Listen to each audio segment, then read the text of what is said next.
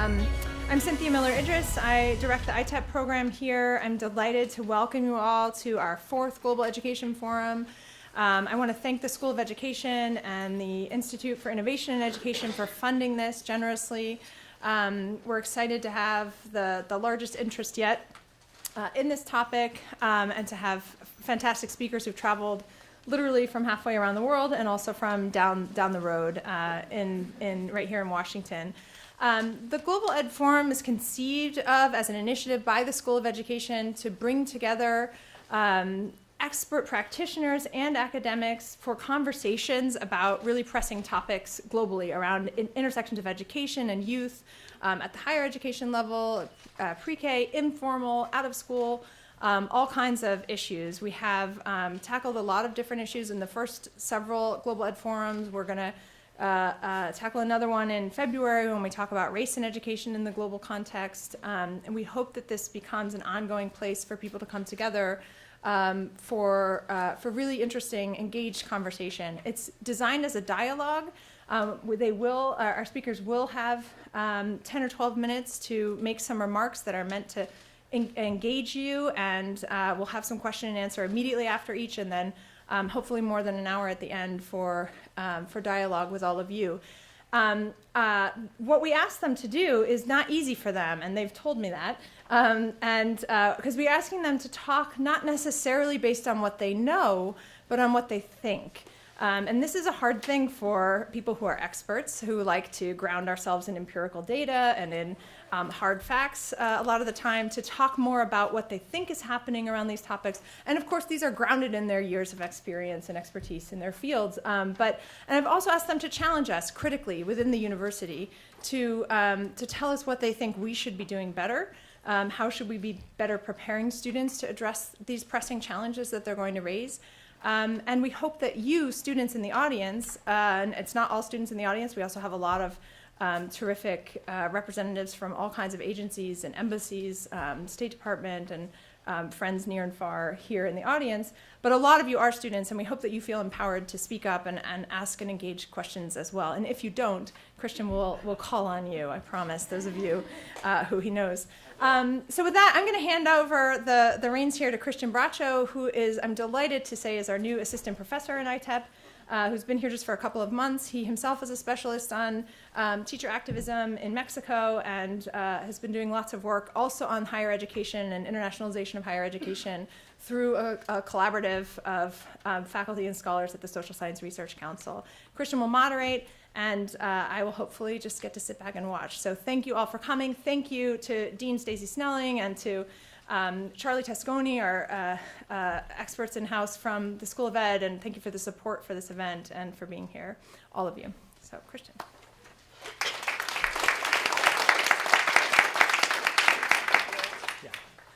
Hi, everyone. I'm also really delighted to be here tonight, see so many familiar faces and also so many new folks who I haven't had the chance to meet yet. I also just want to thank Ophira, who just walked in. Thank you so much for all your work preparing this. Thank you. We're just going to give a round of applause.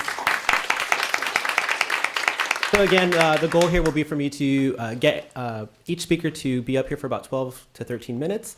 Then we'll have a couple of minutes for some questions that are immediately on your mind. Then we'll have some time after each of the 4 speakers have had their time to have a big group discussion. So if you have questions that are on your mind as you're listening, please write them down. If we get to them, that's great. But if not, we'll definitely get to them in the latter half of the discussion. Okay. So I'm going to go ahead and introduce our first speaker. And I'd like to introduce Bernard Streitwieser. Okay. Assistant Professor of International Education at GW. His research looks comparatively at the impact of globalization on the internationalization of higher education and focuses on 3 things: education abroad and international student exchange, scholar practitioners in international education, and inequality and international mobility. From 2010 to 2013, he was a visiting professor and lecturer at Berlin's Humboldt Universität, where he conducted a Fulbright and German academic exchange service study on the Erasmus Mobility Program. From 2002 to 2010, he was an associate director and senior researcher at Northwestern University and a lecturer in comparative education at the School of Education. From 2006 to 2008, he was the associate director of the Study Abroad Office at Northwestern. In 2014, he published Internationalization of Higher Education and Global Mobility for the Oxford Studies in Comparative Education series. and he is currently finishing International Higher Education Scholar Practitioners, Bridging Research and Practice, which I think for the audience here will be a really interesting read, hopefully very soon, in March 2016. Bernard, whenever you're ready. Great. Well, thanks, Christian. I appreciate the moderating, and thank you, Cynthia, for the invitation. It's great to see so many students, because I'm going to provide sort of an overview of international education and what is that, and what can we do in it, and what does it all encompass, because it's a huge area, and for me, it's not just a job, it's an adventure. That's a 1980s Navy commercial that I remembered for many years, and that's how I feel about my job. I really love what I do, but it's challenging, and it's exciting, and it takes me in so many different directions. So if this talk seems a bit disjointed, that's because the field that I'm trying to figure out is disjointed. Christian's going to dance around a little bit on my slides because I have jumps, and we'll see how that works. And I'll get through as much as I can, and I have a ton of questions at the end that I've listed as well, so if we get to it, that would be super. So it's a puzzle, as I see it, and it's not a discipline. It's sort of maybe a field. It's definitely a profession. There's a lot of money behind international education. Study abroad brings in a lot of money, puts a lot of money into other places, and international students are a billion-dollar business. So it's also a growing area of scholarship. There are many different ways that one can look at a lot of things in international education. Internationalization is a growing area, which looks at institutional change, governance, how places are administered in terms of responding to global opportunities and trends. Cross-cultural learning takes studies from language, from psychology, sociology, how do people understand each other and acclimate and work together or don't work together, what explains that. Of course, study abroad and exchange takes research from education, sociology, political science, economics. So there's so many different areas that can tap into what we generally call international education. It's a very broad field with tons of opportunity. Just to give you an overview, there are more and more books and journals and blogs and websites. So for example, on the journals, these are the two, some of the most recognized, the Hans Dewitt's International Journal of Studies in International Education, Journal of Research in International Education, some books that have recently come out. Cynthia was kind enough to mention Christian was kind enough to mention mine on the right. This is the textbook we use in my course with Darla Deardorff and Hans Dewitt. There are reports. This is something I was lucky to be involved in, a broad study of 16 countries in terms of internationalization. What are the issues? Magazines. This is not so much research-oriented, but more reflective. People in the field sort of talking about issues that are particularly important. And then Philip Altbach's journal, 20 years now in publication. Also not really researchy. They don't use a lot of references, but it's more discussion of major issues, globally speaking. Blogs. There's some really good blogs out there. There we go. The World View is something worth looking at from International Higher Ed, Inside Higher Ed rather. And then Rahul Chadaha's Doctor Education blog. Again, all of these things have so many discussions that you have to pick and choose and be discerning, but they're out there. Websites. Tamar Breslauer works on this site at NAFSA. It's a daily update on the latest research, really worth looking at. There are more programs and conferences. Here, let's see. Right. This is 2 volumes worth of studies on how many centers there are out there specializing in higher education and also in international and comparative and internationalization issues. Those are from Philip Altbach Center in Boston, and the one on the right is the more recent edition. And then the inventory, yeah. So for example, by now there are almost 280 journals and publications. I showed you 2 that are more widely read, but there are many, many more. Many research centers focusing on global higher ed, academic programs that grant degrees in this field, or if we can call it a field, that's still a point of debate. Of the 50 that have been established since just 2000, half are focusing on international comparative studies exclusively, or heavily, and 30% on globalization and internationalization, the topic of much of our discussion today. So it is rapidly growing. When I was in graduate school in 96 to 2000, there were many fewer higher education programs and very, very few international education programs. Probably I could name them on 2 hands. So you can go to the next slide. So this is to make the point that it's an exciting field. There are many questions. It's a thrilling time to be working in this kind of research. But I do have some concerns, and I think these will come up today. One of them is fear of missing out. Universities, programs, people jumping on things so they don't miss the bandwagon, so they don't lose the momentum. MOOCs is a good example. People rolling out MOOCs maybe much too quickly. Branch campuses, some have been absolute disasters and cost hundreds of thousands of, millions of dollars, I should say. But universities and institutions, provosts, presidents don't want to say they weren't proactive and they didn't respond in time. So there's that concern. We're much more quantity over quality in some cases, and that includes the research. Say, beware of the billion-dollar business. Massification, that is the massive expansion of enrollment in higher education, brings with it intensified challenges. The immigrant stream, and I'll talk about that if I have time, is one of those many challenges. More people streaming into higher education, demanding the right to higher education. The question of whether it's a private good or a public right is also of debate. I tend to be on one side, but many other people are on the other. I think it's a human right. But universities are looking at the bottom line and don't always see it that way. And economies are looking at it that way as well. We don't tend to think in terms of the human being as much as they maybe should. The balance has to be found between quality and sort of irresponsible growth. Again, in program creation, in new types of universities, and in research. So there is a challenge of large statistical survey studies that cover massive amounts of people and give us very broad numbers. And those can be useful, but sometimes you need sort of a focus in, but then there's critique that the smaller studies tend to be anecdotal, very qualitative, a sample of 8 students who went to Ecuador for a semester. What does that really tell us? Well, it probably tells us some valuable things that then need to be tested more broadly. But there seems to be sort of a missing gap between those really big studies and those really small studies. And I think places like NAFSA, or people at NAFSA, IIE, in many of the universities are recognizing that and trying to fill some of those gaps and narrow that span that I'm talking about. But there's criticism that the field needs to generate more theory, make research be applicable to practice, and also have practice-informed research. That's where my scholar practitioner book comes into play, and I will get to that if I can.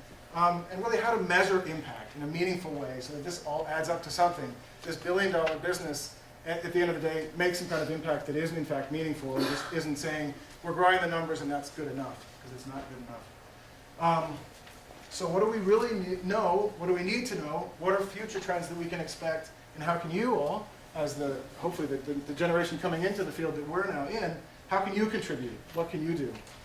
This is a slide, and how many minutes do I have? 6 minutes? This is a slide that I prepared sort of in response to the questions today, because we were asked, how do we see sort of the major issues, and then how should universities respond?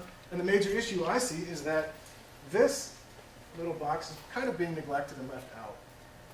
Who's paying attention to the students when the university, the academy, is dealing with all these other big issues? Technology, MOOCs, online programs, joint double degrees, mobility and exchange, disruptive innovation, massification. Again, this stream of people demanding the right to have higher education and knowing that they need that for the marketplace.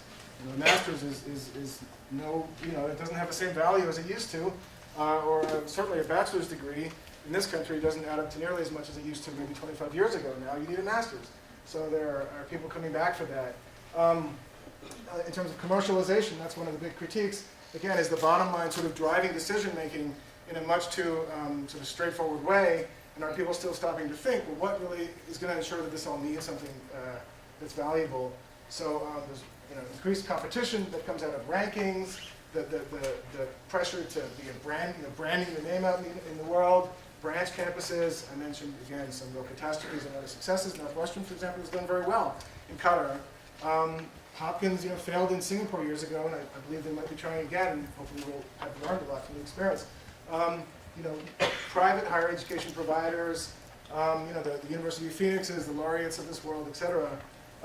Recruiters, there's questions about corruption that come out with those issues of recruiting, pulling people in, making promises that may not be fulfilled, degree mills, what have you. So in this stream of big issues the universities are sort of confronted with, who are the stakeholders? The government is maybe rolling out certain programs or calling for certain accountability, the new ranking system, for example. University boards demand certain performance measures from their presidents and provosts. Faculty want something that might be at odds with the governing boards. The parents are looking for something for their students. But the student, all these issues that I think really lie at the heart of internationalization are in some ways not getting enough attention, access. are we ensuring access in a way that we should, in different systems, and those systems, of course, have different issues. I'm certainly not going to say there's a broad brush solution to any of this, nor that the problems are the same. They're very different in different contexts. Affordability is a big issue in this country. Thank God it's in the presidential elections right now. Quality of the learning experience. Are we losing sight of the student and the faculty-student interaction? If faculty are pressured to do so much publishing and to meet certain benchmarks and standards for promotion and tenure, do they still have the chance to give students what students need? And that differs by institution type, and does have an impact on sort of the overall experience the students might get. Depth of engagement, internationalization at home, and internationalization abroad. Those are two big areas. A lot of people are looking at internationalization at home because of the affordability issue. A lot of students can't necessarily afford to study abroad, or their parents won't support that. They're first-generation college students, perhaps. It's great that they're at the university. They shouldn't get up and leave to go abroad, so we need to make their experience at home more international, etc. And I probably have a minute. About 2 minutes. Great. Let me skip that one, because those are my research areas, and Christian mentioned those. In terms of study abroad, what really interests me are these three levels of types of people that might be mobile. There's mobility for what I call enlightenment. That's most of us, most likely. We go to broaden our horizons. We want a time away from home, get away from mom and dad for a while. We want to learn something, make some connections, and it's a moneymaker, essentially, for those institutions taking us in. And we feed the local economy because we're spending money while we're abroad. Mobility for opportunity, that's people who want to, that's more known as vertical mobility from the south, generally migrating to the north, not in every case, but often have been the trends in that direction. They're looking for better work, looking for new opportunities, following their ambitions. And in some cases there is welcome acceptance of skilled migrants. In some cases it's grudging acceptance. They don't really want foreigners there, but these are people looking for opportunities. And then the third is really for survival.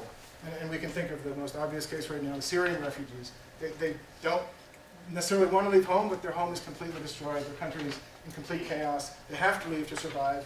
And they're looking for a new chance to continue their learning and continue to live in a normal, sane way.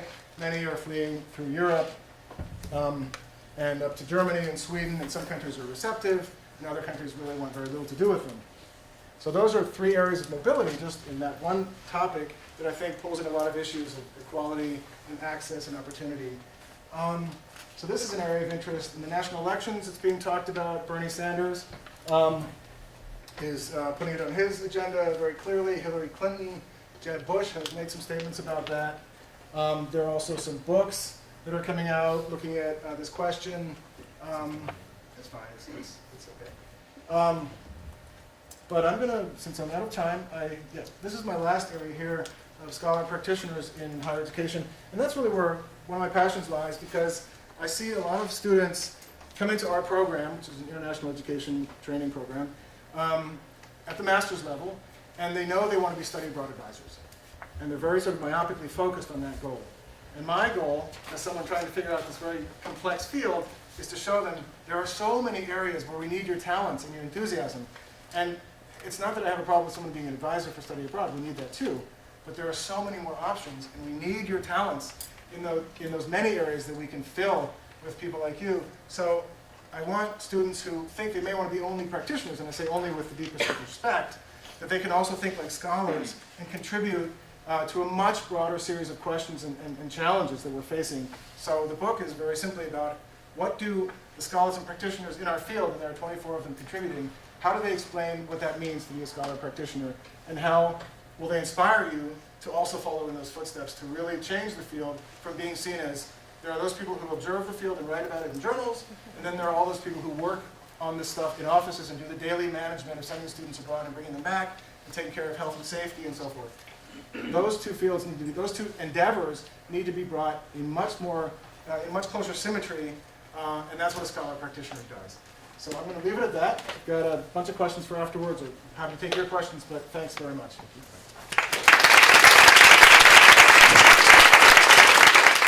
We have time for maybe one or two questions if there's somebody who has one on their mind at the moment. And we have a mic that's going to be passed around, it looks like.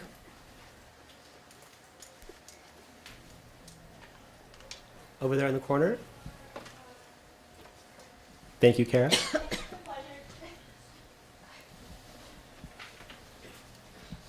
Hello, Hello, my name is Kara E. Andy. I'm a first-year student in the ITEP program. Thank you so much for your presentation. That was very interesting.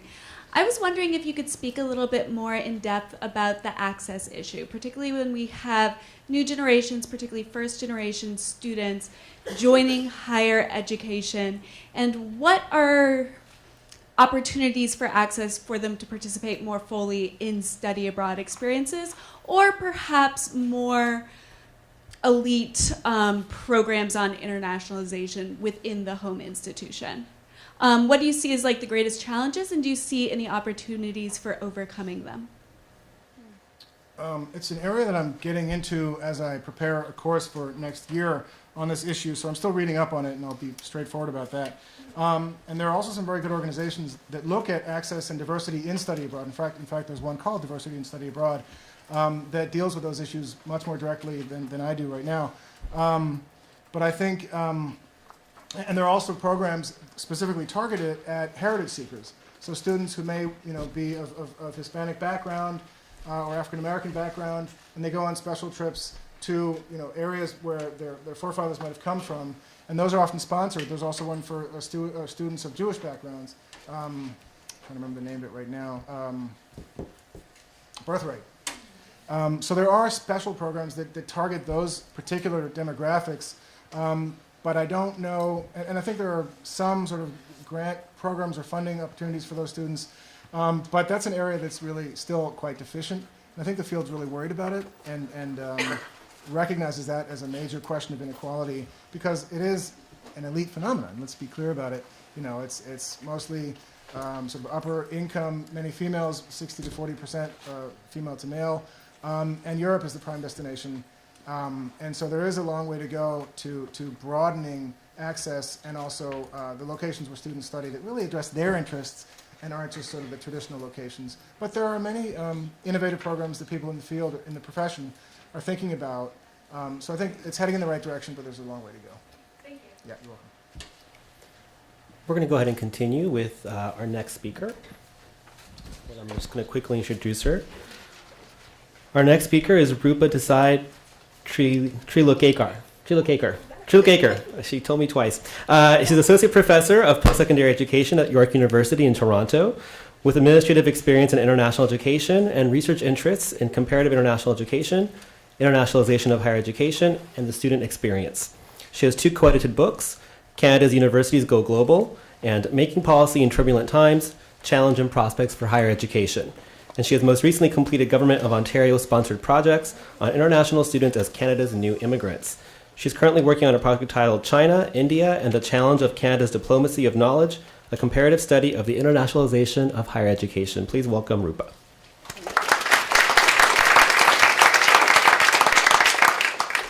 Thanks very much.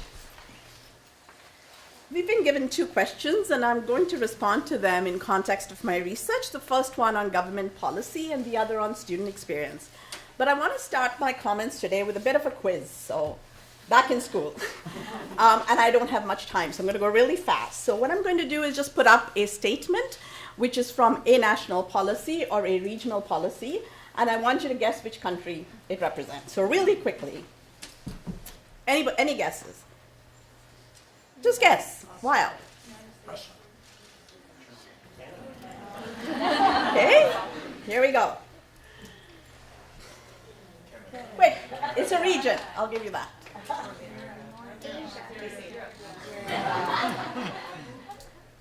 Quick.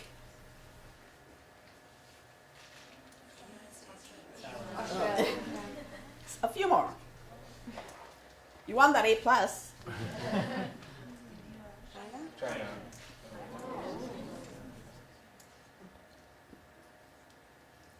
These are a group of countries. I have to be honest, I've cheated a bit. The last one. Oh, come on. All right, so I didn't mean to be very tricky, but I just want to bring home the central point I'm trying to make here. Has the rhetoric on internationalization of higher education gone global? And does this mean that all of us know what we're talking about and where we're headed in terms of what we want to achieve with internationalization? One could make the counter argument that a lot of nations don't have an international education policy, or that often national policies are very contextualized in terms of local issues. But what I want to argue today, and I hope that I've demonstrated through this little quiz, is that across the board, internationalization of higher education strategies have begun to sound incredibly similar, and you can't really tell them apart. Now, coming from Canada, where we never agree on anything, this would be enough for, enough sort of to say this is reason for celebration. And in Canada, actually, we've achieved something that would be considered a major feat. We have a federal policy on international education as of January 2014. But ironically, what I'm suggesting here, or proposing here, is that the pressing issue or challenge related to internationalization of higher education is this increased alignment in policy within and across nation states. I'm particularly concerned with this policy alignment and what it sets as an agenda for internationalization. I will use a few examples, albeit mainly from Canada, or from the Canadian case, and issues that scholars have alluded to before. But I see these four problematic, highly problematic discourses that sort of legitimize internationalization of higher education as a tool to reinforce these four aspects that I will be speaking to. And I think what's most important is that it's creating an imagery of a new world order that's anything but the one that's based on what would be considered the original principles of internationalization, which is understanding peace and cooperation, one would hope. A very quick glance at, or a quick note, a reminder to all of us that this issue of critical discourse analysis is very useful in reminding us that policy discourses that we engage in are not neutral. And in fact, they have very sort of basic ideological content in them. Specific discourses sort of are linked to reproduce particular ideologies and hegemonies, and they construct certain forms of legitimation. So my arguments are based in these policy discourses that we engage in terms of internationalization. The first issue that I see is that internationalization policy should be about inclusion, but in fact, current policy discourses are about societal exclusion. If you look at Canada's policy, for example, it's about limiting our choices and preferences in terms of our partnerships, in terms of collaboration, in terms of who we engage with, and in terms of international students and scholars. So the policy talks about markets that are identified as priorities, our key countries, the best and the brightest, and so on. And worse still, I think the Association of Universities and Colleges in Canada, which is sort of our representative of the institutions in Canada, suggests that our university study abroad program should align with these national priorities in terms of where we do, quote unquote, our business. So the policy discourse in a way legitimizes a particular kind of selectivity when it comes to who we engage with in the context of internationalization. It has less to do with sort of the organic academic interests of students and faculty, but more to do with strategic alliances that we, in terms of intended and measured benefits. And from that, one can gather that who we partner with are partners who have resources for us, who are beneficial for us. And so we team up with developed or emerging economies and the best and the brightest students. Clearly, societal exclusions and not inclusion becomes the operating principle here. And it's masked, unfortunately, as a preferred strategic approach, I would suggest. The second point, internationalization is not about equity in some ways. It is, in fact, the policy legitimizes hierarchy to a certain extent. I just did a quick tally on terms used in our policy document, and you can see what's been highlighted there as the most specific reason we have an international ed policy. And I would suggest that framing internationalization as a policy that's at the heart of a nation's current and future prosperity sort of eliminates the possibility of questioning or challenging its work. So it legitimizes what we propose to engage with when we speak of internationalization. For example, when we talk about internationalization in Canada, in terms of students and researchers, we say we only want the best and brightest students because that will ensure Canada's long-term prosperity and economic success. So it's about recruiting students who can pay and self-fund their education. It's about selecting a few elite institutions and investing our resources in those institutions, sort of making sure we have an elitism built up in a system that didn't have it before as a strategic choice, and all in the name of national prosperity and global competition. One wonders if such policies leave room for other policies in terms of admitting international students who may not have access to higher education in their home countries, or refugee students who are looking for other alternative opportunities, any kind of policy that would level the playing field. What does a policy discourse that's framed so much as national competitiveness agenda do to issues that are important in terms of global access, equity, and cooperation?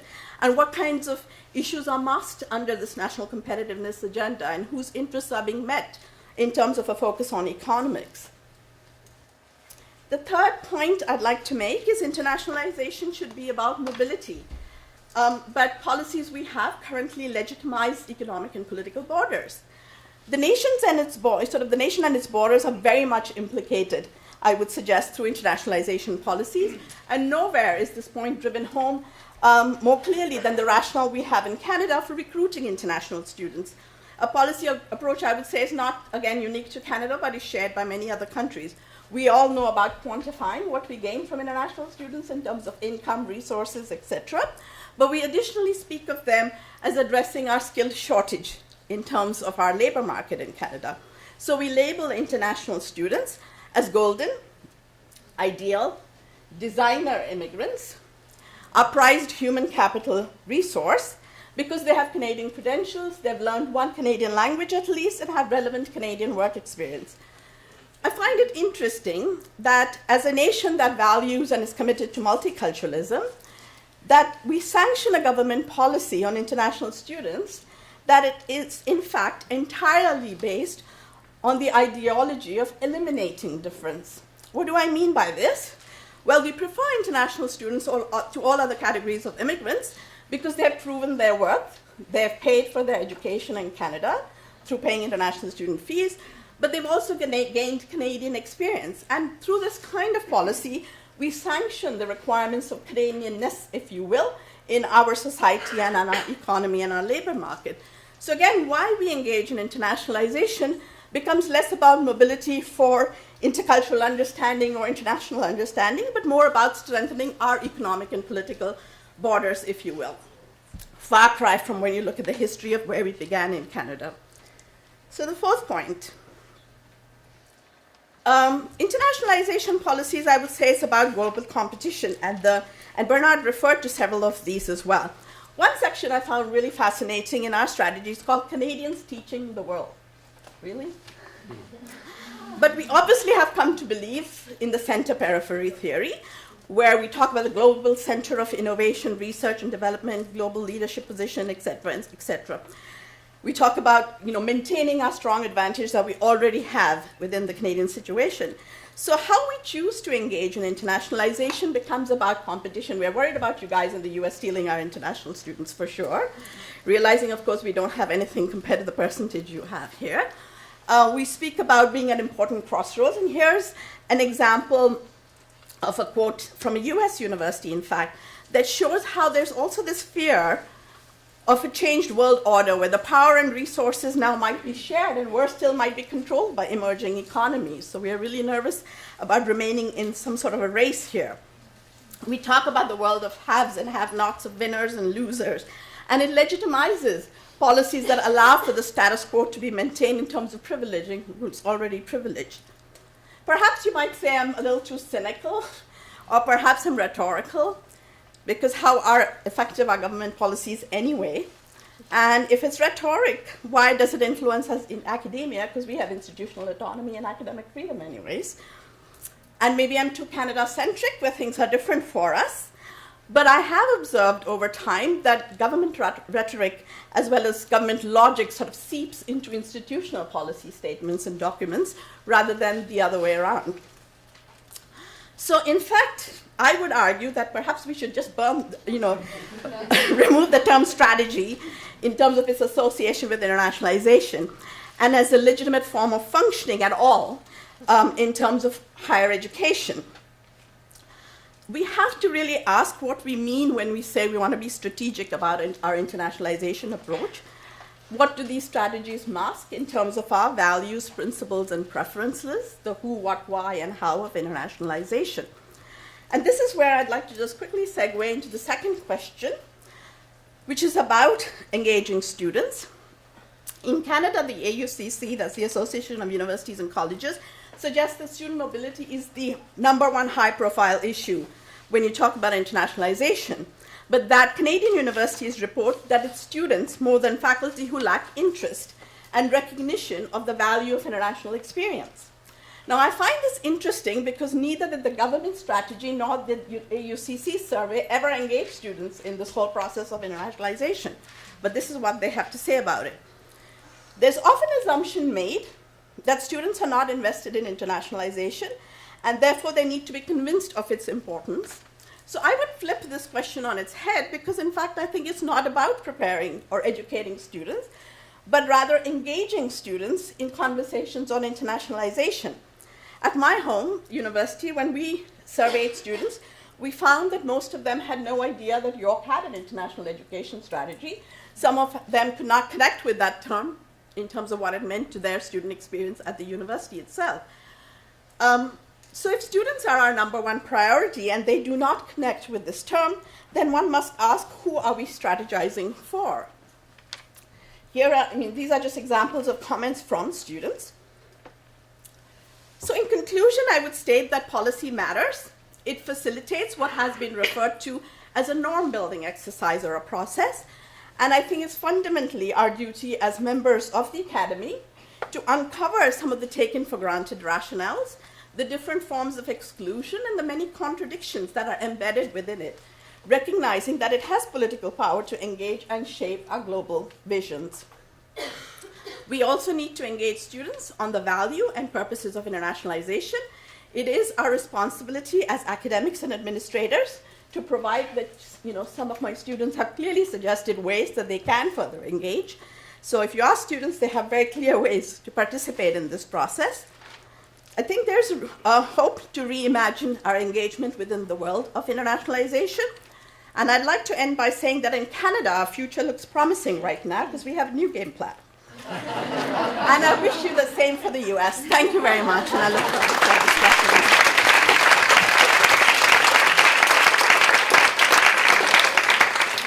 Thank you, Rupa. That was wonderful. We have time for maybe 1 or 2 questions. Over here, we have in the back.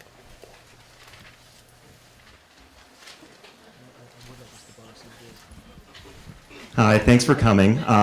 My name's Ryan Sender. I'm a first-year student here at AU. I am actually a Canadian citizen myself.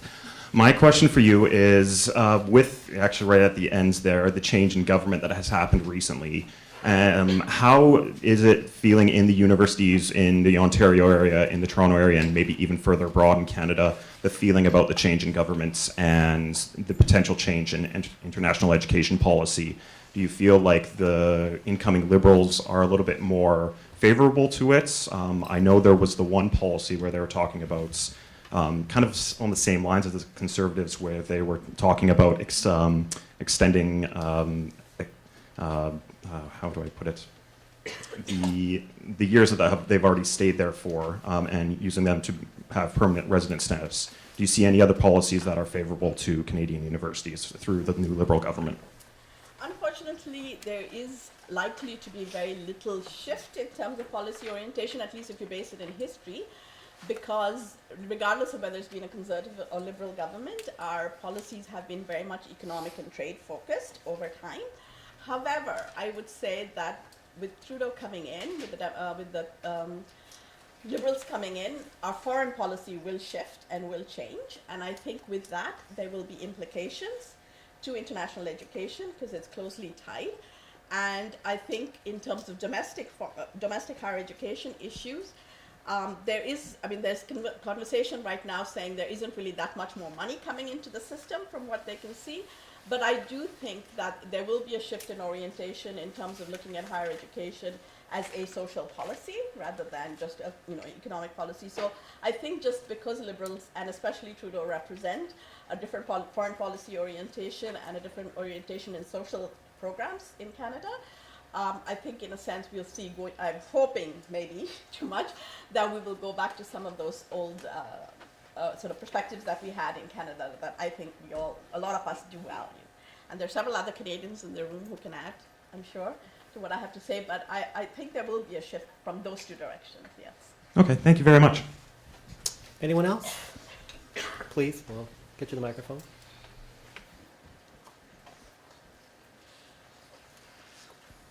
Hi, my name is Alana Cassell, and I'm a first-year graduate student in International Communications here at SIS. And I actually just learned about York University in my transnational ed class this past Saturday. And I learned about the refugee program that you have over in, I believe it's either Kenya or Somalia. And I wanted to know, does that model fit into the internationalization of higher ed, or is that considered more like charitable work? And if you think that model can be used in other areas?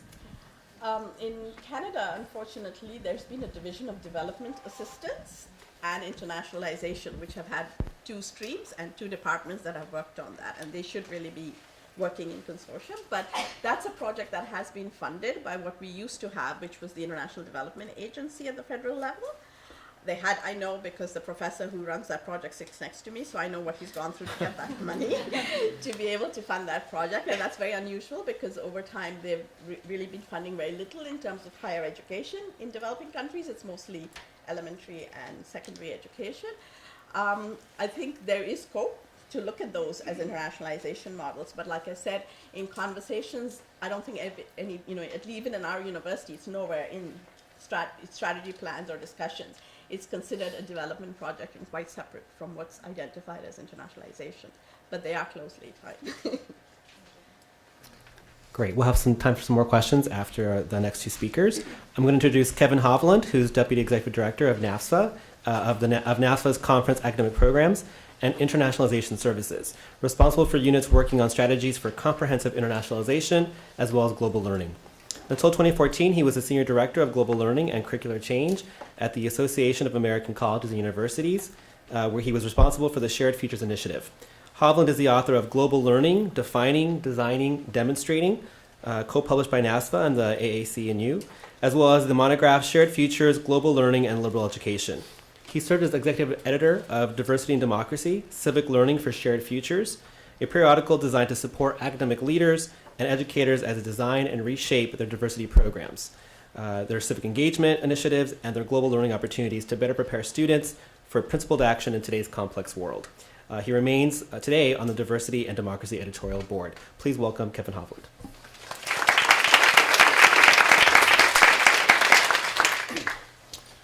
Thank you. I'm learning so much already. It's amazing to listen to my co-panelists and to be invited. I appreciate it very much. As a creature of the association world in DC, it's not often that we get to be invited to academic type events, and it's wonderful, and it reminds me of how thought-provoking everything is. So, and my colleague tomorrow, I'll talk about it in a minute as well, but we sit in our offices and we say, our job really is not to answer any questions, it's just to keep asking more questions and to make things more and more complicated, and it just gets easier every day to do that. So, as my biography suggests, I think what I want to focus on is student learning, and as the table has sort of been set for me, international education is such a complex field, and sometimes we do forget about the learning that is theoretically at least at the center of it. So I want to focus on student learning, and I want to try to situate it relative to this complex set of overlapping internationalization stakeholders. And I should say, for those of you who don't know NAFSA, I am in a sense representing what is either a field or an emerging discipline or a profession or a billion-dollar industry, depending on how you look at it. And I think it's all of those things. But the one thing that it's not is a monolithic expression of what's going on. So I hope in this way to sort of suggest that as we focus on learning, and as we try to expose learning in these different situations, that it forces us really, I think, to wrestle with what exactly we mean by the terms that we use in this field or this profession, and how some of these terms are shared by different audiences, even though they often have different meanings, even in the same conversation. So some of those terms include international education, of course, international educators. NAFSA is the Association of International Educators.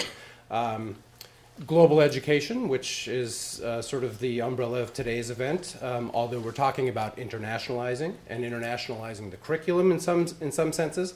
Global learning, which is the phrase that we used at the Association of American Colleges and Universities, in a sense to talk about student learning outcomes and a sort of modern version of a liberal education in a global context.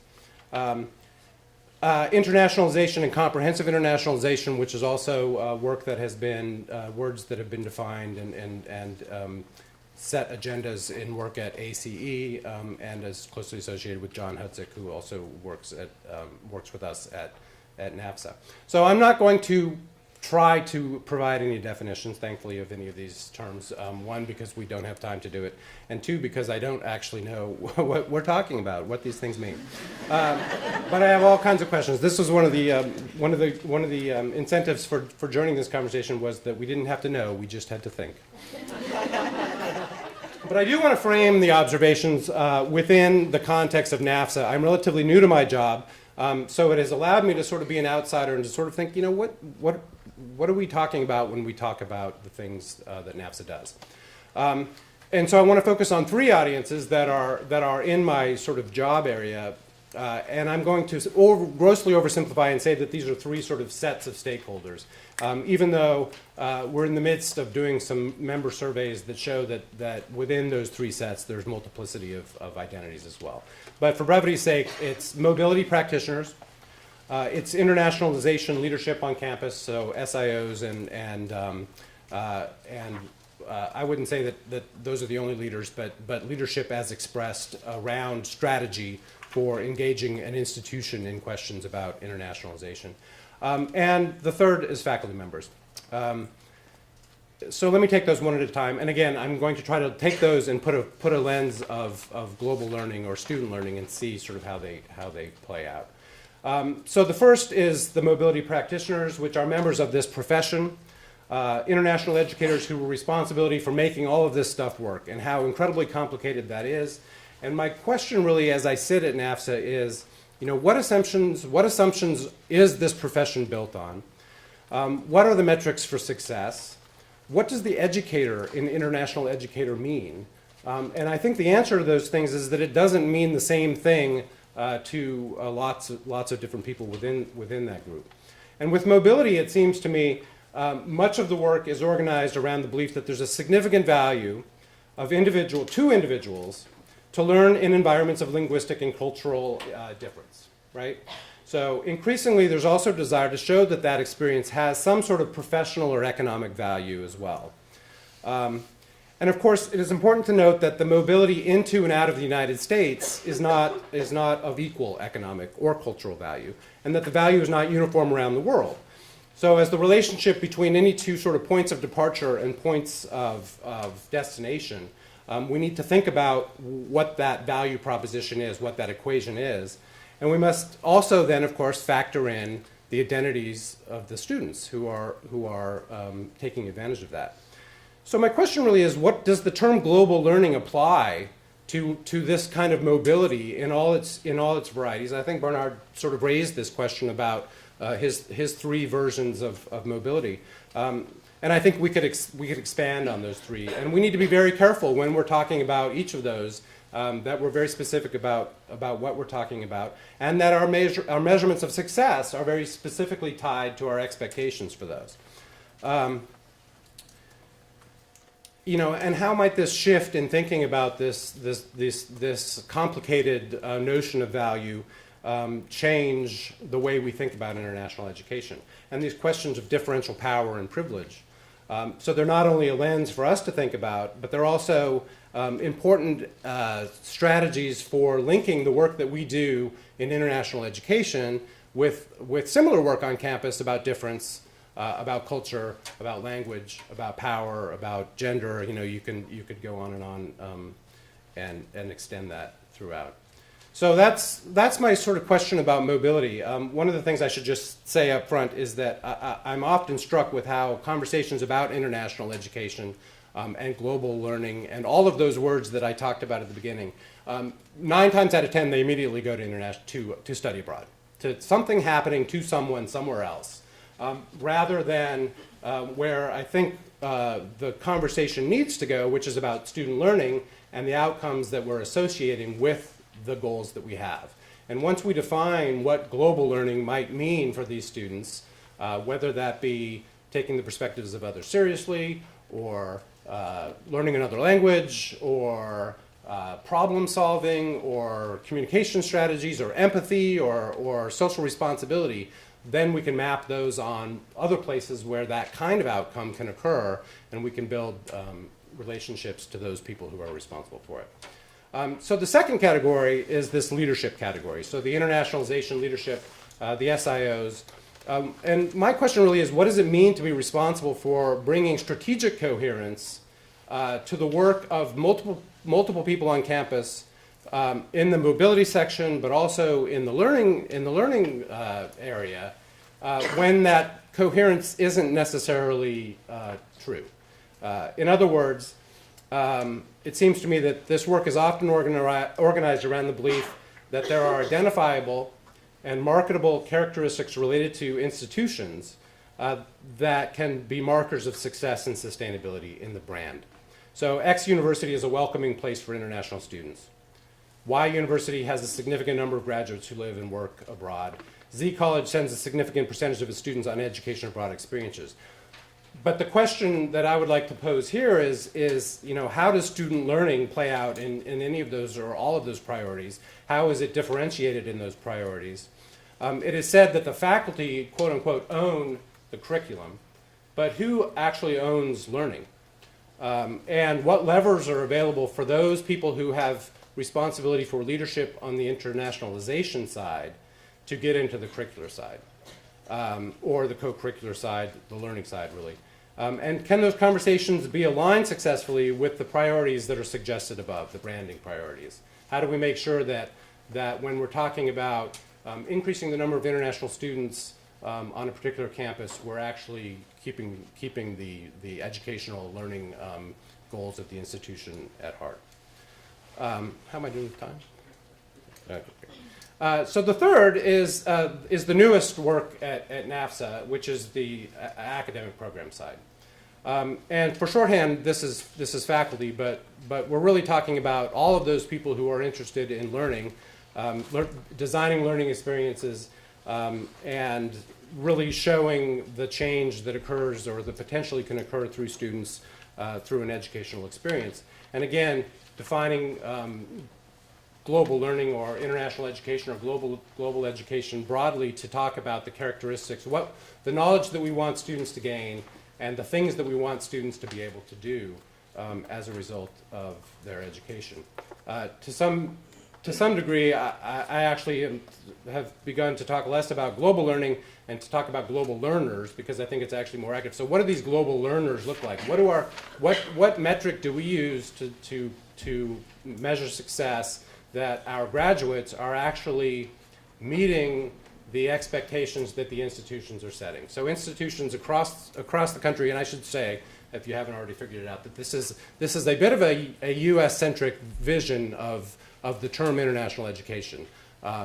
It's about often Western institutions who are making promises that their degree will allow their students to thrive and be successful in an interconnected, interdependent world. And often the promise is just that. And the question really is, well, what will they need to do to be able to succeed? And how will we know? And how will we design curricula that does those kinds of things? So I just want to call out Tamar again, Tamar Breslauer, because she and I have been working on this research question of sort of how do questions about higher education and learning impact questions about the structures of international education and the economics of internationalization and the politics of internationalization. And so I do think there's just a lot of richness there. So let me just turn to the second part of the question, which is what should our universities do? Which should be obvious, I think, from the first part of my answer, which is about student learning, that what they should do is that they should carefully define what they want global students to be able to do, and that we should use this as an opportunity to reinvent the curriculum, the relationship between general education and the majors, the relationship between the curriculum and the co-curriculum. We should be focusing on what students are capable of doing and need to be doing, and we should give them opportunities to practice those skills. And that practice can come, of course, through study abroad, but it really needs to be infused throughout the undergraduate experience and the graduate experience. And that in a way that's really an equity and access issue, is that when we talk about demographics, we shouldn't be talking about, we had it down before, and now the student body has changed, because study abroad was never effective at universally preparing all students to engage in an interconnected and interdependent world. But that's an opportunity for us to rethink sort of the connection between the students, the student bodies that we have, the perspectives that they bring, the differences that they have, and build community that way, and also focus that on learning. So I will leave it at that. But global learning, go global learning.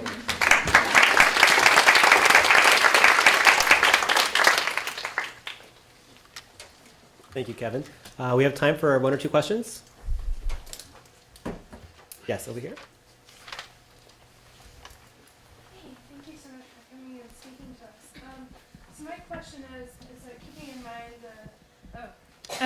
in mind the U.S.-centric and global learning framework you mentioned, do you think there will be a greater trend within higher education to push students to create a global learning experience, but not necessarily in a different country, to kind of create experiences, community-based experiences outside the student's own background? That's a great question. Yeah, I think not only will there be, but there is currently, and that's one of the challenges and opportunities of talking about a sort of learning outcomes framework, is that you can then find commonality with the service learning folks and the community engagement folks and the internship folks and people who are also trying to or need to articulate what it is exactly that learning experience is hoping to provide for students. And I think one of the things that I say often, and it seems funny, but the United States is in fact part of the globe, and so the notion that we have to go somewhere else to engage in complex, interconnected thinking is kind of strange, and we won't really be successful, I don't think, thinking about global learning and preparing students for global engagement until we've gotten over that geographic fetish, really, and we start thinking about problem solving. What is the global connection of Iowa corn prices to poverty and obesity in inner cities? I mean, that's a global question, and yet, if you ask that question now at NAFSA, people would look at you blankly. So that's the challenge. Thank you. Great. One more question? All right, we'll save them for the after the last speaker. I'm going to introduce our fourth and final speaker now, who is, hold on, Justin Powell, Professor of Sociology of Education at the University of Luxembourg. He's published widely in English and German. His comparative institutional analyses of education systems chart persistence and change in special and inclusive education, in vocational training and higher education, and in science and research policy. His most recent book is called Comparing Special Education, Origins to Contemporary Paradoxes by Stanford University Press, and it received the American Educational Research Association's Outstanding Book Award. Please welcome Justin.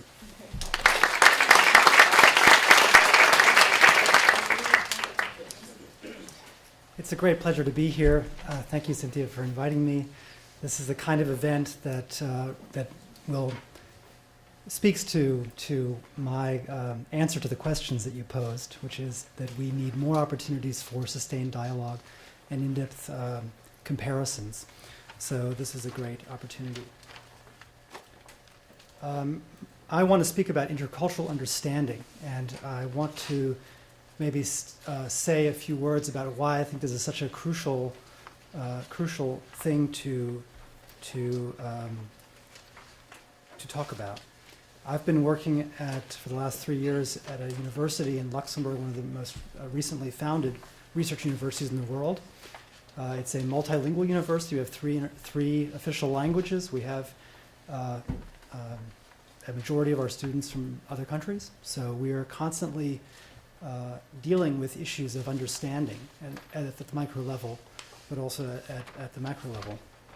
And so I would like to answer the question by saying that we need to promote intercultural understanding by providing in-depth knowledge of other cultures and societies. And yes, that can happen in our own university because we are hyper diverse. And I realize I'm preaching to the converted a bit here because you all are convinced of international education's relevance, but perhaps it's helpful for me to say why I think intercultural understanding is so important. I think it's really a driving force for social cohesion, for political consensus building, for sustainable economic development, as well as scientific advance, and that at all levels. So I'm going to present a few examples of my own research to emphasize this point. So what are the challenges for higher education, and how do I see this question of intercultural understanding reflected in that? So we need to provide meaningful learning opportunities about factors and consequences of internationalization. Panelists have said that these definitions are not clear. There are many, many ways to define internationalization. I think it's important for us to discuss what we mean by that, and also I love the comment from Kevin about the geographic fetishism. Where are we coming from, and where are we going, and why is it necessary to have this spatial mobility at all times?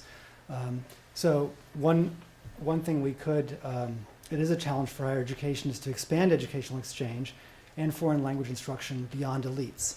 And I will also give you an example of how very elite this phenomenon is. Another point is to teach comparative methods and encourage explicit comparisons across time and space. As a sociologist of education who works comparatively, I've often felt that my own studies have been relatively marginal to the conversations in the discipline. So that actually you can't take comparison for granted. It's very, very hard to do explicit comparisons, and often there's in a 3-year research project, it's almost impossible to do the kind of in-depth ethnographies or other kinds of work that you'd need to do to make the most of comparative methods. So that's another challenge for higher education and also for research funding, is to really invest sufficiently in this kind of project. Another thing is a challenge, and that's collaboration across cultural and spatial distances. So I've in the last few years, I've spent a lot of time going beyond my comfort zone. So I've been doing a lot of work in Qatar and in other countries where I had no background. I had to really try to establish connections with researchers there and get used to working in an environment that I was not used to. And this is, for me as someone who's an American who's been living in Europe for 15 years in a hyper diverse environment, was a new experience and been very, very healthy, I think, for comparative research.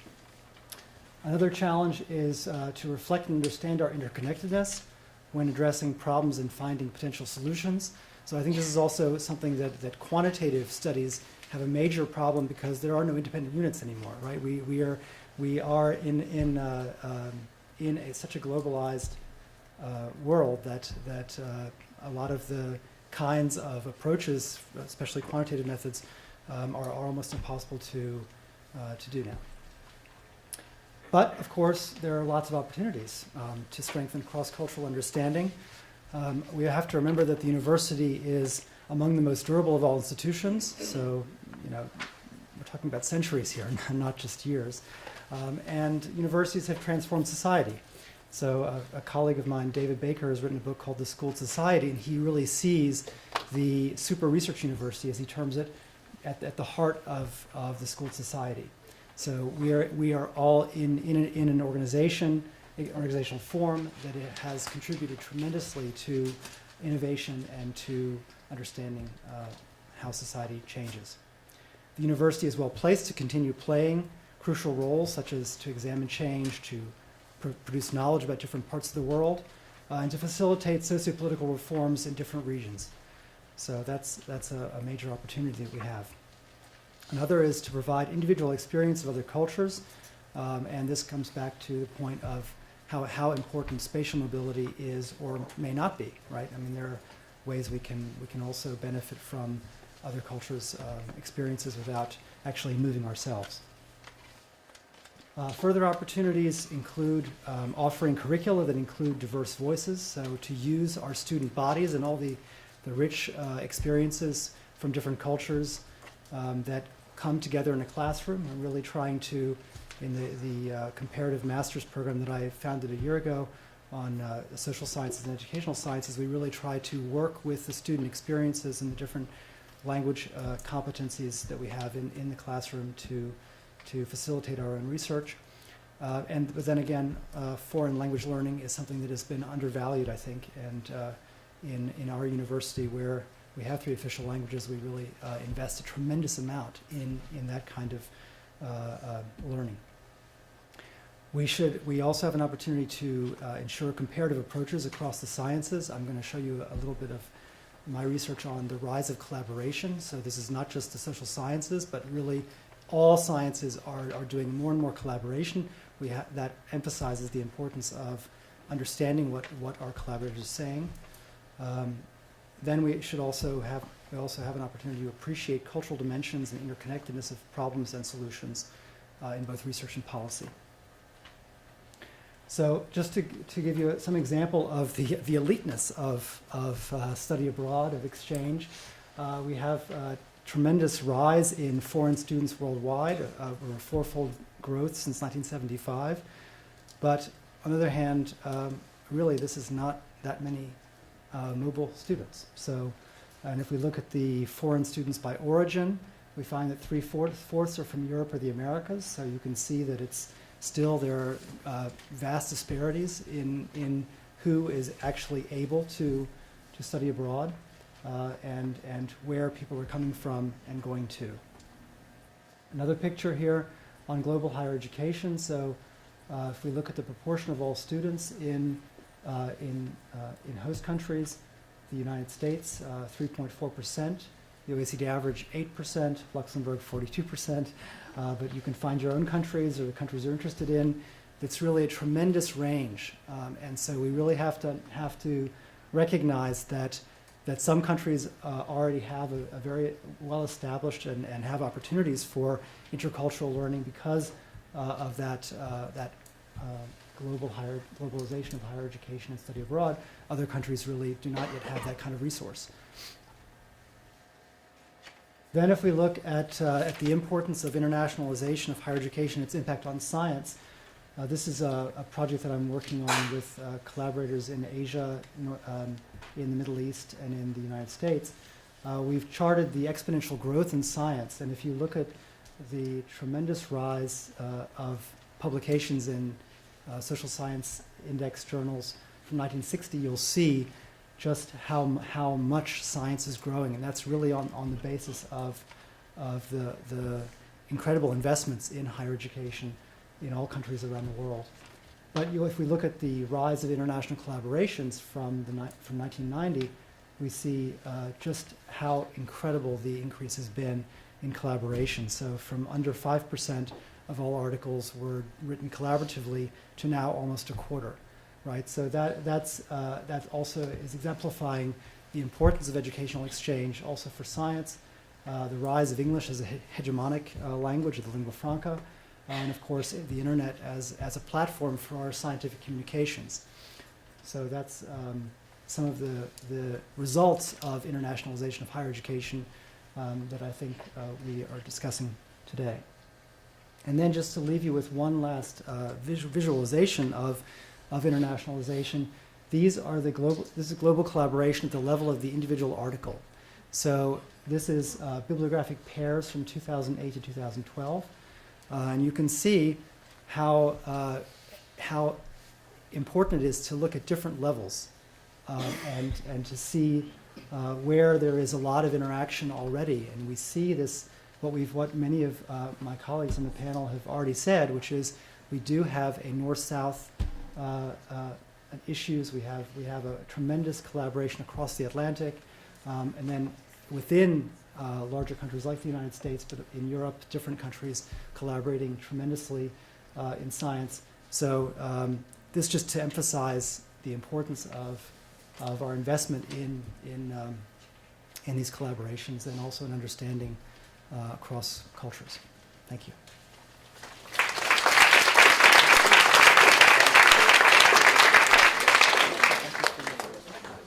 Before we go to the larger group discussion, if there's any specific questions for Justin's presentation, I can take one or two first.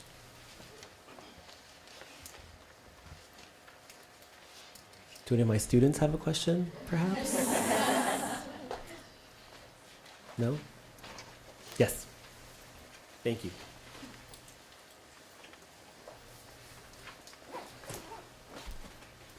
Hi, I'm Laura Nitzberg. I'm a first-year student in the ITEP program.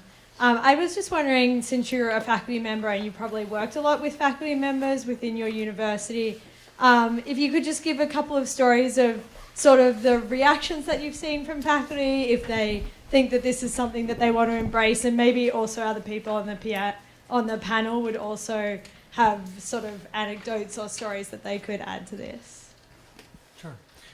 I think it's somewhat maybe unusual in Luxembourg because the university is so young and faculty members are coming with their national networks, international networks. It's I think all of our study programs are automatically globalized or are automatically international and intercultural, so that we have that's a real resource, and it's something that no one takes for granted, because it's so much of what we've been doing in establishing this university is to have that kind of dialogue across cultural boundaries, to even come up with a joint curriculum that we can all carry together. And given that we have students from 108 countries, we really have to always envision what from what standpoint are we going to teach a particular course. And bringing that global conversation into the classroom, no matter what the discipline. So that's I would say is sort of fundamental to the university as a project. But I think many universities are like that. We have another question over here. Am I right? Hi, we just met. Thank you so much for that. That was fascinating. I actually want to ask you a question about your university and the language policies there. In addition to being, thank you. In addition to being faculty in ITEP, I direct the bilingual education program. And so I was fascinated to hear that you've been working for several years at a university with an official trilingual policy. Could you speak a little bit about that? Of course. So I actually would say it's more like we have 5 different languages, because we have the local language of Luxembourgish and English, of course. So the German and French, and a large minority of Portuguese citizens. So the official policy is that in meetings of the university, everyone can speak their best language, which is really just for an American just a phenomenal policy, right? Because it means that you assume trilinguality in everyday organizational context, right? And this is why often some of our meetings are really go to fundamentals, because we don't understand what the other people are saying, and especially since Luxembourg is at the confluence of the French and German speaking worlds, there is a tremendous amount of reflecting going on about what people are saying. And I have to say that often some of the subtlety and some of the argumentation is lost because often we have to rely on English for our translations. And so in theory, it's a really fantastic idea, but in practice, it is very challenging, and that's what I hope to in my presentation to get across, that it is incredibly ambitious to believe that you can have a trilingual university. And my colleagues who have grown up in Luxembourg, because it is a multilingual society, can't really understand that. And so it's very healthy that we have a lot of teachers and students from different countries that have very, very different language backgrounds to remind us of how difficult it is. Thank you, Amelia. Before we get to the group questions, I'm just going to make a few remarks on some of the things that I heard across the 4 presentations. And even though we had 2 questions that were posed, I kind of heard 2 themes or 2 questions being talked about today. 1, why internationalize? And 2, for whom?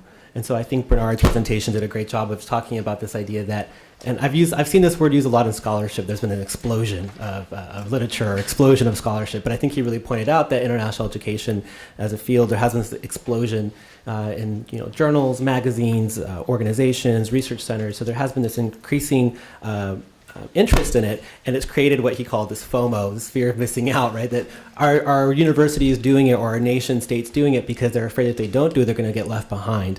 And as you noted, Bernard, that can sometimes lead to irresponsible growth, investing in these kind of things just because if they don't do it, they might feel that they're somehow being tagged as backward or not advancing quickly enough. So I think your question about what do we really know about the field is an important one. And I think your focus on the idea of the student as the most important stakeholder who's not being included is something for all of us to think about. And as you noted, for people who are, like in this audience, studying international education, it's so important to be able to think critically, but also to be able to do the practice. And so the idea of building a scholar practitioner is something I'd love to hear more about as we go into the questions next. And I think that Rupa's presentation really also then takes a more critical lens and looks at, again, why internationalize, that for nations, there's this question of national prosperity. There's these discourses around if you internationalize, you are going to be more competitive in the global market. You'll build partnerships and alliances. And I think, as you noted, there's concerns that these kind of discourses can be aimed at being inclusive and breaking down barriers, but actually they may reinforce those in their actual practices. So I think, again, you're also interested in who are the stakeholders, and I think, as you noted, we don't ask students enough about what they think about internationalization. I thought it was ironic that you said that your students didn't even know that there was such a thing as an international education policy at your school. So I think that critical lens is part of the conversation that's really critical, and thinking about how policies can actually have the alternate or the opposite effects than what they claim to have. Thinking about Kevin's presentation, I think that you also very much honed in on the stakeholder, the student as a stakeholder, but also these 3 different groups, which I thought were really important, this idea of the mobility practitioners, the international leadership at campuses, and the faculty members. And I think the question becomes not so much only why internationalize, but for them, what are the incentives or the benefits in doing those things, and what does it mean to educate, right? So I think that you're noting that even though we talk about this field, as Bernard said, there's a real diversity of how we talk about international education, what it means to different people. So to these different audiences, why they do it and how they do it may vary, but too often we're not asking students, well, what are you actually learning? What are the things you're actually going to get out of this program, or what kind of experiences you're going to have as you're being trained to do this? And so I think you also picked up on one of Rupa's themes, which is the idea that a lot of times branding, this idea of just having the policy in itself can be there's a premium on that, but how it actually gets implemented and designed, there's not enough knowledge about what that actually looks like in practice. And so this idea of really needing to define terms, you didn't need to do that today for us, but there needs to be that conversation happening. And last, I think that Justin really looked at the idea of the ways that in this hyper-diverse place that you just described, I like that term quite a bit, that there's really a need for intercultural understanding, and the stakeholders are the people at these sites. So it could be faculty, it could be students, and you can expand that if you think of that university as a metaphor for the broader global or European context especially. How do you create programs or create experiences that are going to facilitate that kind of understanding, build social cohesion, as you noted, build consensus. And I think for you, the reason, or one of the reasons why we should think about internationalization is that it can really promote the production of knowledge. And I was thinking about just the origins of the university and the way that the university has functioned in different times as a global institution, then more sort of as an insular national institution. But there's an opportunity now for universities to retake that global focus and create knowledge for the sake of producing knowledge, for building collaboration, as you noted, for research purposes, to facilitate reform, so that there's a real potential for university for the good of society. And that's perhaps for whom it would be everyone. Right. So again, I just want to thank all of you for your presentations. I thought this was really interesting, and let's give a round of applause for the panel. And I really love us to spend the next part of the session with you asking questions and dialoguing. And of course, if any of the panelists have questions for each other, this is a great time as well. So any thoughts, any questions from the group? Yes, please. And we'll have our friend here pass on the microphone. Thank you. Anthony Kolaha, U.S. Department of State. I actually oversee an office called Global Educational Programs, and I want to ask our panelists to address the issue that you just raised, or one of the issues you just raised, which is the focus on students. So we have one of the programs out of our office is the Gilman International Scholarship Program, which does a tremendous job of helping nearly 3,000 U.S. students who are financially challenged, they're on Pell Grants, have opportunities to engage in U.S. study abroad that they might not otherwise have. And it's really broken the ceiling on minority participation in study abroad, first generation to college participation in study abroad, et cetera. But that's only 3,000 students a year. So what is going on? What are some best practices? What are solutions to engaging broader student participation, either in study abroad, or I think a number of you raised the point that it doesn't have to be study abroad. It could actually be about global learning or creating global learners, but instilling in today's youth the values and the skills that they actually need to be productive in whatever endeavors they choose to pursue. And in that vein, I would also just sort of mention, it seems to me, there was a lot of discussion talking about those skills and those values and those opportunities, but no one really addressed what we're preparing people for. There was no discussion of the workforce. There was no discussion about exactly what we're preparing people for, really just the process. So if anyone wants to address that as well, that would be helpful. Thank you.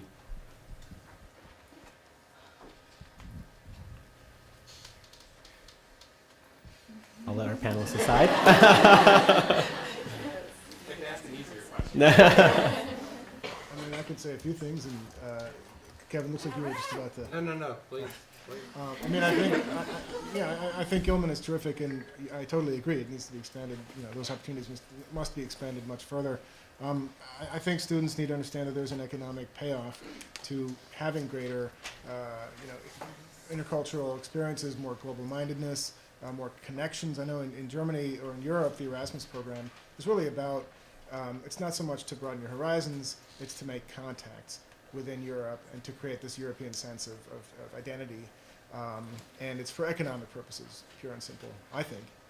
You might argue with that because you're in Europe even more than I am, but I do think that's the main thrust behind Erasmus is really to give people these connections and these links that are gonna have a payoff down the road. And I think if that's one of the messages that students here get, I think that will have some resonance with putting value behind the idea of getting out of your own country and engaging with others in other language groups as well. But I mean, there are other factors I could think of. But go ahead.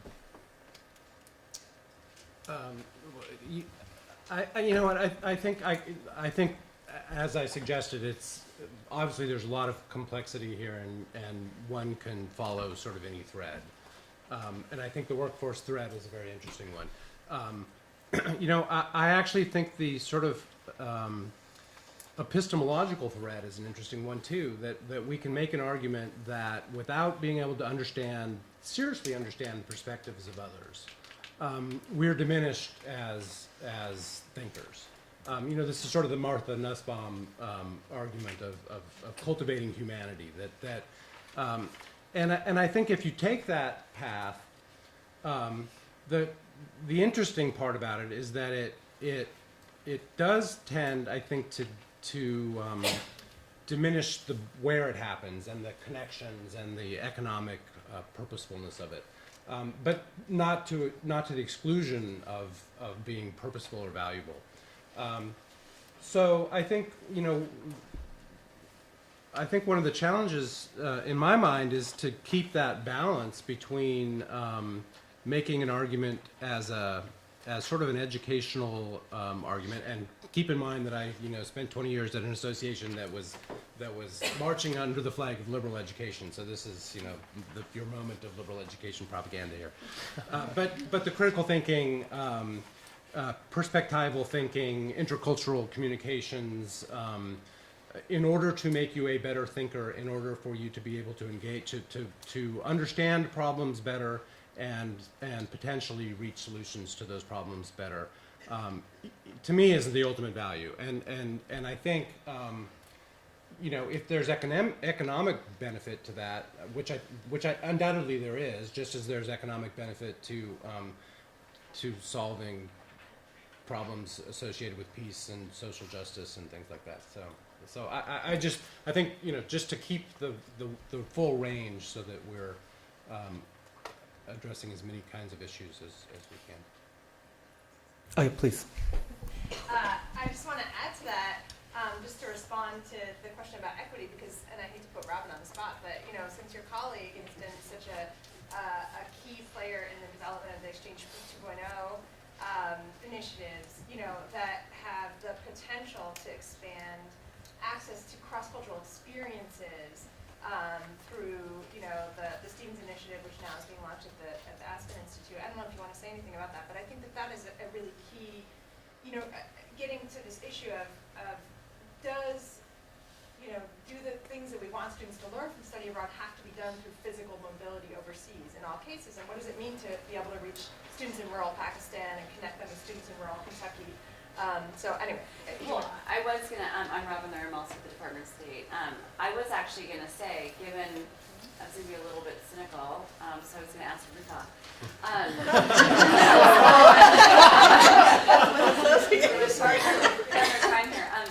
No, but we spent a lot of time talking about the benefits of study abroad, but yet, so few go, and yet the barrier to entry, it's so expensive. And the cynic would say, is it really for all those noble purposes, or is there an economic interest on the part of universities? Because, can you go back to the slide on the percentage of international students that you have? So, no, that was that one, or this is, sort of very virtual. So, ample opportunity to have an international experience in your university, on your campus. And so, I oversee the Exchange Visitor Program, which is the inbound, unfunded, no government money into these exchanges in the United States. And I often say, I want to keep government funding out of it completely, because then you diminish the numbers, but yet the barrier to entry there is very high as well. So one of the big things that comes up is how do we count?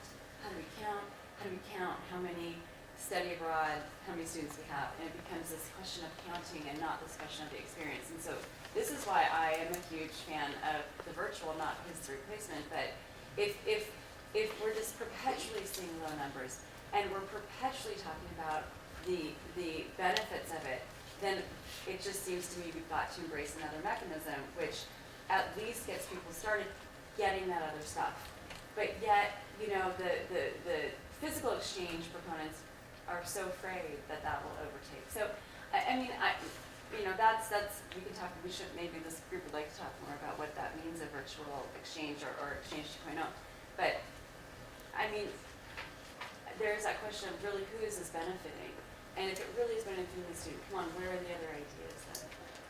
If I could just add, because we did a study at York to see students' perceptions of international education, because there's this idea that students are not committed and interested. And we found, at least at York, and of course we are a very multicultural campus, and one of the things in terms of labor market is Canada is dependent on immigrants for 100% of its labor market. So when you talk about internationalization in Canada, we are concerned about just getting along with each other. So it's about social cohesion as a society, regardless of whether you move out of the borders, because our borders are bringing people in. So it's very much about that. But what we found was students were very committed to this prospect of internationalization, not in terms of mobility necessarily. And in Canada, we found that more and more universities are finding funding pockets for students to go abroad, but they aren't being able to get that many people enrolled in these programs. We haven't moved from the 2 to 3% of our student population wanting to go. And when you talk to students, they say, but we have a lot of experience that nobody recognizes in the classrooms when we're sitting in. Nobody lets us bring our own experiences as academic curriculum to discuss and to talk about. You know, we come from various backgrounds, we have done other things and other opportunities. So I think I would agree with Kevin, it has a lot to do with thinking about student learning experiences and what happens in the classroom, what happens with curriculum, how we engage curriculum with students as faculty. I think those discussions and conversations rarely happen when you talk about study abroad. And so, at least from my perspective, there are lots of ways that students can engage and be engaged, and they are engaging. But we don't look at those opportunities as well as sort of platforms to move forward discussions on our campuses. Great dialogue. Thank you. Another question over here? Can we just get the microphone? Yes, a question. I'm Malcolm Odell. I just came back from... We'll get to the microphone in a moment.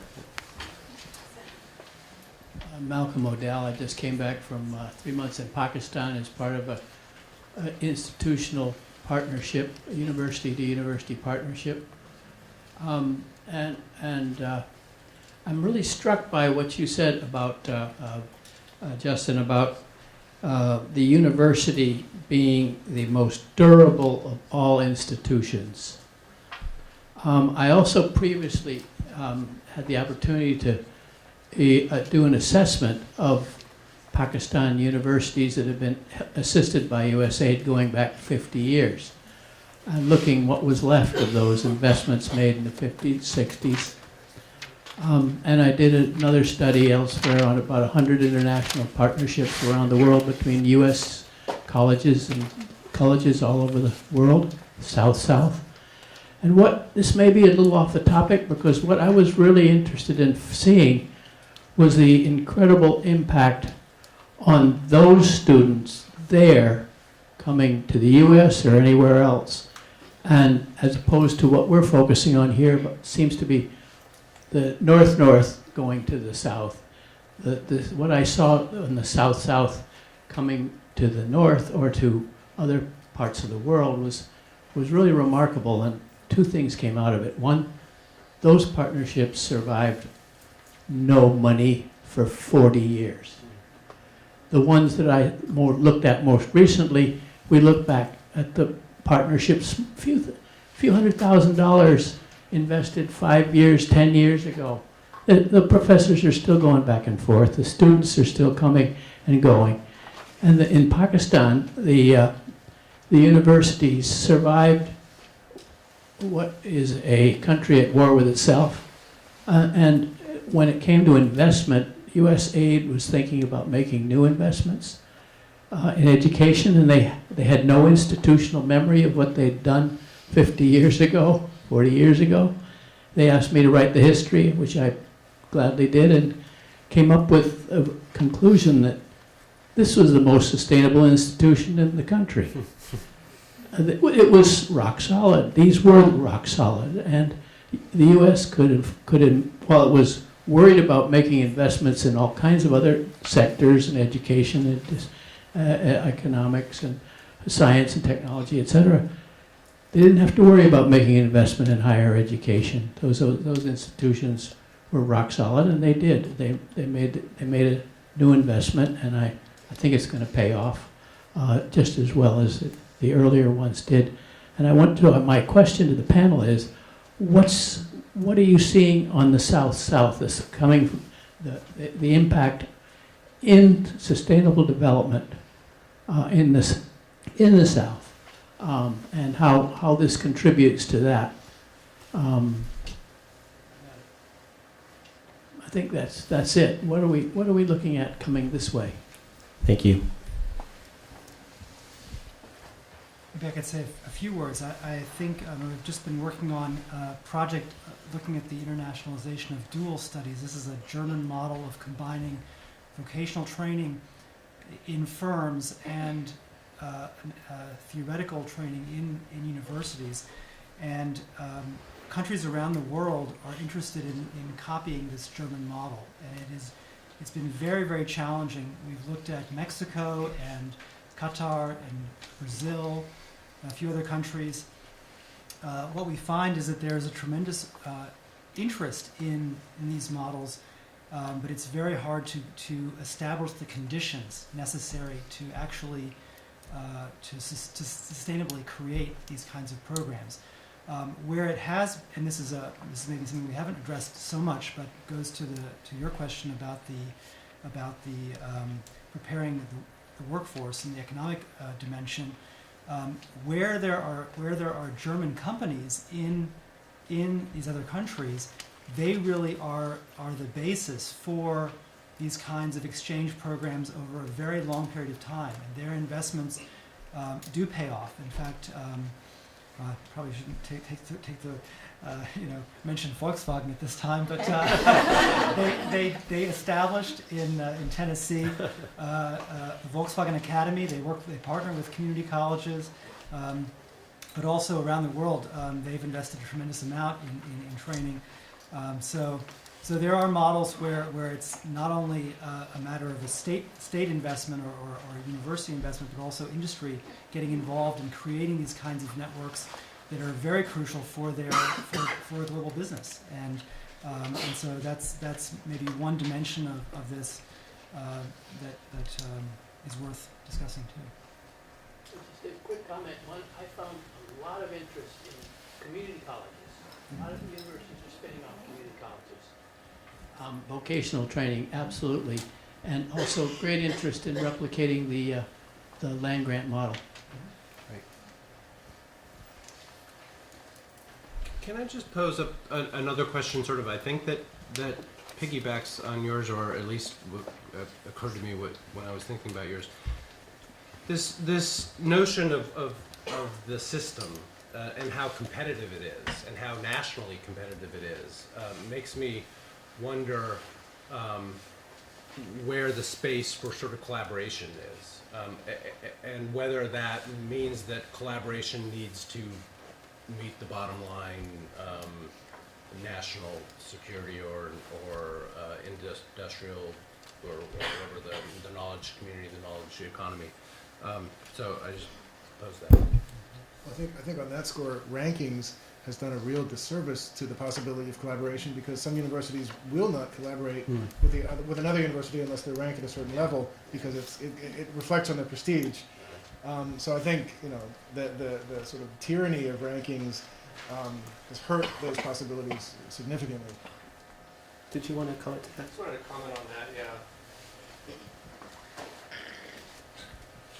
No, I think the collaboration front question is a very good question, and it's very difficult to address whether it's at an institutional level or whether it's at a country level, right? So institutions more and more, and this was mentioned a number of times, as well as at the country levels, it's the peer-to-peer collaboration. How do we, at a certain level, partner with others that are at a similar level to do work together? But there are limited examples, but I think very good examples of two equal partners coming together to collaborate to work on and or with another party or location or country, institution, whatever it may be. And I think this is a model that is significantly underutilized. There was the Global Innovation Initiative, which was a US-UK model, short-lived, a number of years, 2 cycles. But actually it was to get US and UK institutions to partner to work on a number of other priority countries around the world. And it actually was a very good model in not only finding the two somewhat equal partners from the US and the UK, but finding those third-party locations and involving research, involving student exchange, involving training, really on a very well-established, solid partnership type of foundation.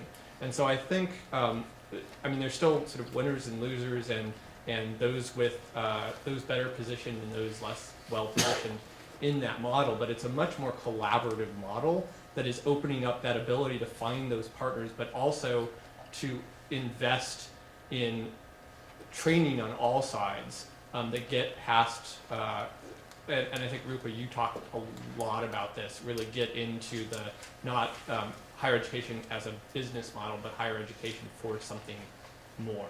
And so I would actually challenge us all to think about ways where we can have trilateral or multilateral partnerships that have the ability to partner on multiple fronts.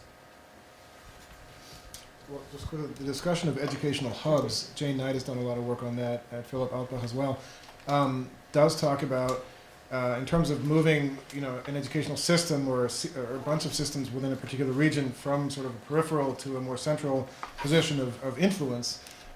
Sometimes in certain regions when universities collaborate together and come up with something that they're sort of specialized in, say environmental studies in the Southeast Asian region, that can be a way to create really powerful partnerships and attract students to those universities as centers of study for those issues. And that's one way to sort of inch closer to the center in terms, if we believe in that dichotomy. Thank you. We have some questions right behind you. Hi, my name is Carrie Stevenson, and I'm an ITEP grad student. My question is, what should the role of secondary institutions of learning be in preparing students for their future internationalized and global college experience? And what could these institutions do to develop students who can shape the IE dialogue in higher education as they enter this realm to ensure that the student voice isn't lost in the process? Thank you.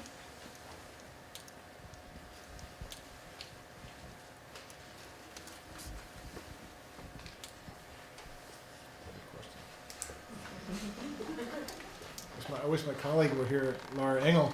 She does a lot of research on secondary schooling and internationalization in that, from that perspective. I think programs that give students the chance to engage in mobility, programs that allow students to get into their local communities and get involved in different ethnic groups, I think will help create a sort of mindset that will then translate into further opportunities when they get to college and university. Programs that promote deeper learning, broader questions, sort of tackling the bigger issues, even at the secondary level, I think are all steps in the right direction to helping prepare people with this broader framework to then take advantage of what's available at universities and colleges in terms of internationalization. Internationalization at home, that's a really important theme that addresses the inequities issue. There's a great program that one of our speakers was talking that came to mind. Azusa Pacific out in California and Los Angeles has the LA term, and that's where students have to use public transportation only, can't use cars. They have to spend an entire semester living in a pretty far away from their home campus, somewhere in the economically challenged areas of Los Angeles, and engage with those communities. And from what I've read about it, it's just as jarring a culture shock experience for many students as it is to go abroad. And then they combine that with the semester abroad as well. So students do go locally and also abroad and compare those two experiences, the LA term and the global term. It's really an incredibly interesting model, Azusa Pacific.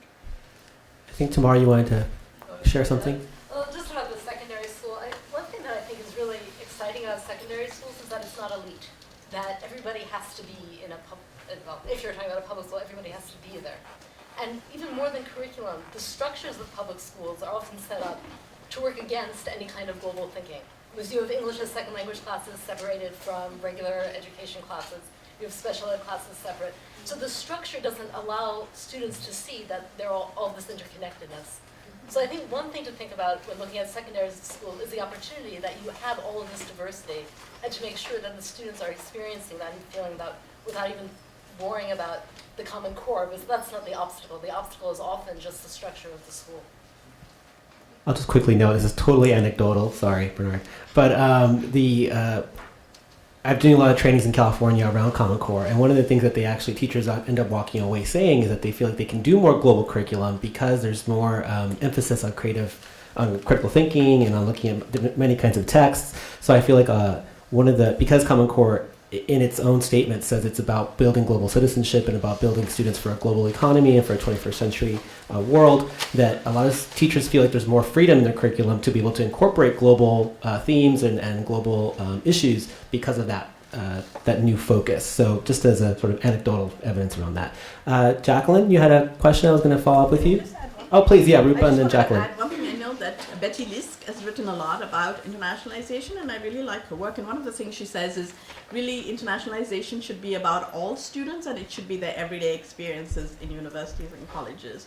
And I think often at universities we have domestic students and international students and all these groups that we form without thinking about the fact that it is all about the student experience and it is about student learning. And it should be about their everyday experience at university, not just about that isolated experience, whether it be an internship or going abroad. And her work, actually, if you look at it, has some really amazing sort of examples where she shares on how it can become part of your everyday experience. Can I just add one? Sure. Sorry. So I'm blanking on the name of this map, but the Department of Education is it Mapping the Globe or what are they? Mapping the Nation. Mapping the Nation, right. So it's really a fascinating map that shows sort of all of the global connections on a county by county basis. And and it's designed for K-16 or K-12.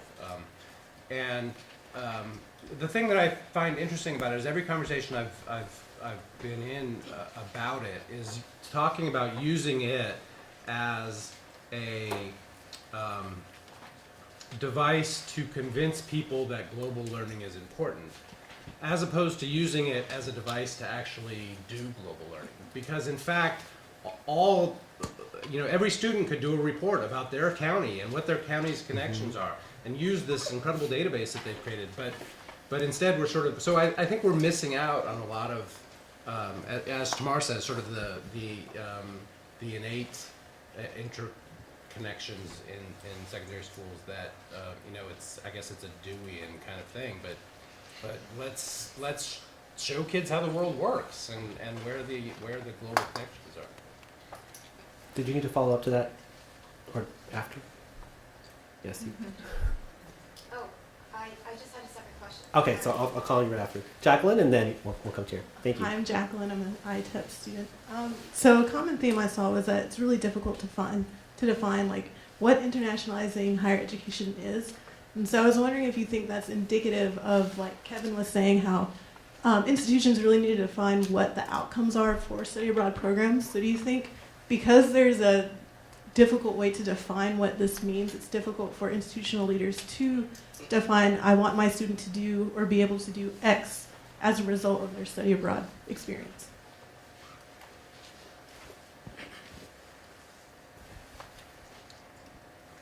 Let me just take a quick stab at that.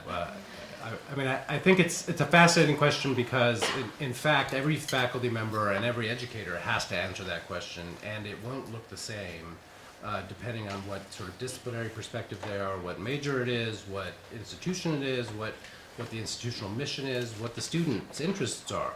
So I think the challenge is to somehow come up with a definition that's elastic enough to count for everybody without being sort of prescriptive. So in some sense, it's why my work at ASMU focused on general education, because there at least you could sort of come to some agreement on what general education outcomes are.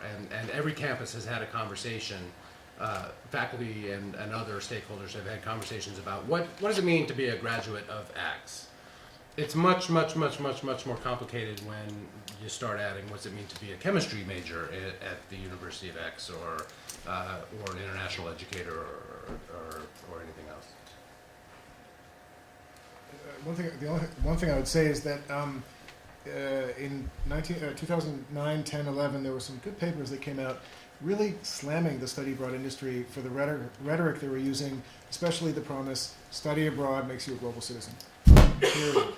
As if it's that simple, and we all understand what a global citizen is, and there doesn't need to be any definition. So they would put this very simple sort of statement out there, promising that that's what you're going to be when you come back from studying abroad for 3 weeks in Paris in the summer, or a semester in wherever. And I'm not denigrating those experiences, but what adds up to being a global citizen? And that sort of takes me back to the comment I made before about I think esoteric language that's very unspecific doesn't get us anywhere and doesn't attract those people who aren't really interested or bought into the idea of study abroad. And that's why I think the economic gain that may be a result of having these experiences is one way to hook people in. Because look, in the end of the day, we're bottom line thinkers, and we want to see what am I going to get from doing this? What's going to be the payoff? And I hate to think in those terms, but I think that's the way higher education works, whether we like it or not. And people really have to think about what they're going to get out of their education, and study abroad is a piece of that. So I think making the argument in a much more concrete way, and being careful with the sort of lofty language that's full of potentially empty promises, or at least undefined promises, is a dangerous territory. And the field was slammed for that pretty hard a couple years ago, and has, I think, taken note. I don't want to repeat my presentation, but basically I think that the rhetoric is sounding too similar, and there seems to be an agreement around that rhetoric and discourse, and in fact, I think critiquing it will get us closer to figuring out what it is that we're talking about to a certain extent. I'd like to just close with, we have only a few minutes left, so I thought maybe we could take a couple of questions and then have a time for the group to respond, and then we'll close up. So we had a question over here. Can I just add one thing, which is that, and not to put any particular pressure on my undergraduate students in the room, but I do want to make sure that undergraduates also feel very empowered to participate in this conversation, as we are talking a lot about you guys. I know you're out there. I see you. So I'll try to find. On Thursday. So I'll take a few questions, and then we'll have the group time to respond. Please go ahead. I just want to thank the panel for their wonderful insights on various issues on internationalization. You talked about issues of equity. There's issues of international students as new immigrants. There's topics about intercultural aspects and curriculum learning. But my question to you takes a bit of a more outside perspective.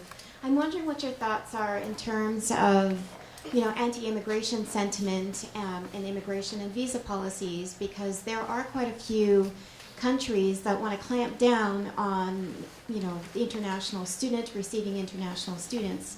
And I would like to get your perspectives on how this is, or maybe it isn't, influencing policies within particular countries, mobility, and if you could speak to possible issues of access concerning anti-immigration sentiments in particular regions around international students. That would be great. Thanks. And again, I'll just take 2 more questions, and we'll let the group respond. So we have one in the middle, one of the undergraduates here.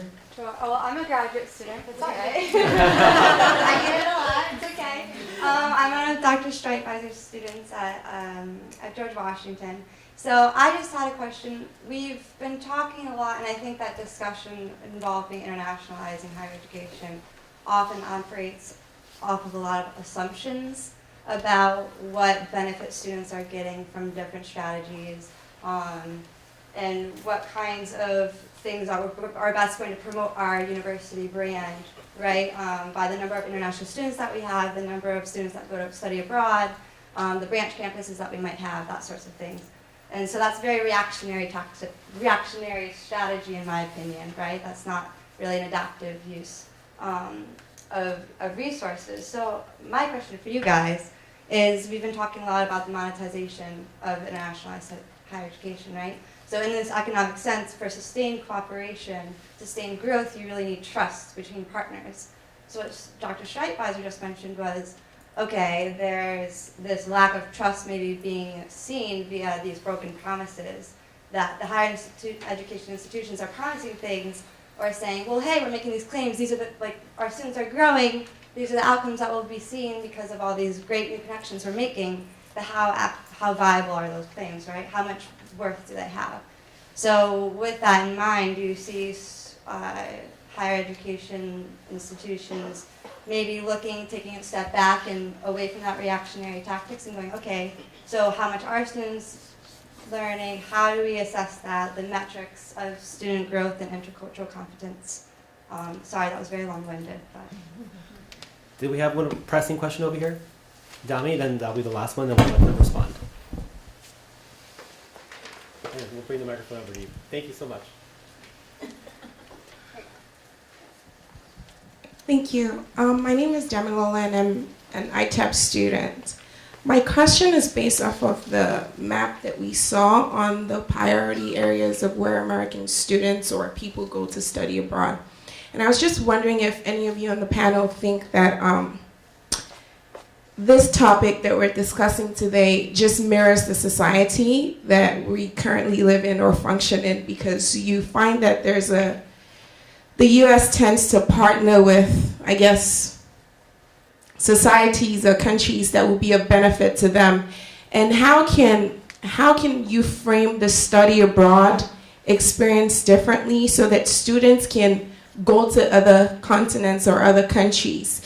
And also, finally, in my undergrad, there was a study abroad office, but I never really understood what it was about because it was just there. So how, as scholar practitioners in your various universities, are you trying to reframe how study abroad is being explained to students so that more people can take advantage of it?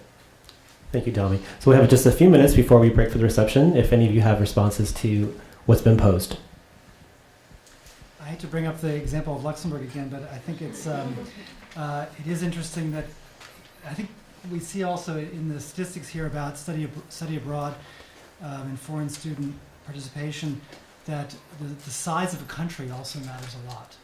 If you're a small country, like I would actually call Luxembourg a microstate with 550,000 people, there is no way that this country can survive economically or prosper without having a vast immigration on a daily basis, but also people coming to the country.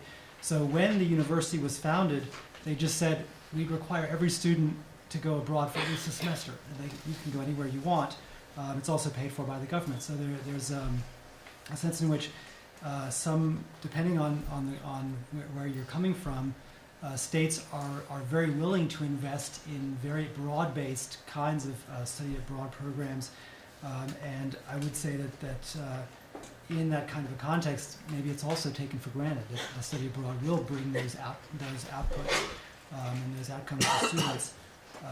But I still think that consensus is very interesting, and that the state is willing to invest in this because they see it as a way to also to secure Luxembourg's place as a European country. Just say that in Canada, as I said, we have a new beginning, hopefully, in some ways. But I think just like Luxembourg, although our size is I don't know how many times that, we are totally dependent on immigration. So there isn't an anti-immigration, but there's discussion on the type of immigrants we want, in terms of some that are okay and some that we just don't want them crossing our borders. So I think it's a discussion on the type of immigrant, and then looking at how international students have started being profiled as the ideal immigrant is an interesting discussion in Canada as to see why. And when we've done studies to look at how far the international student experience has been different in the labor market from the new immigrant, there actually has not been much difference. They face the same challenges as any new immigrant group does in terms of getting jobs. But the logic behind the whole policy is sort of an interesting one. So I think, to me, actually, when I look at the international student policy document we came up with, I think it's all based on, trying to convert international students as new immigrants because we consider them much better than the average immigrant. So I think in Canada, the discourse isn't anti-immigration, it's about getting the right and proper immigrants into the country.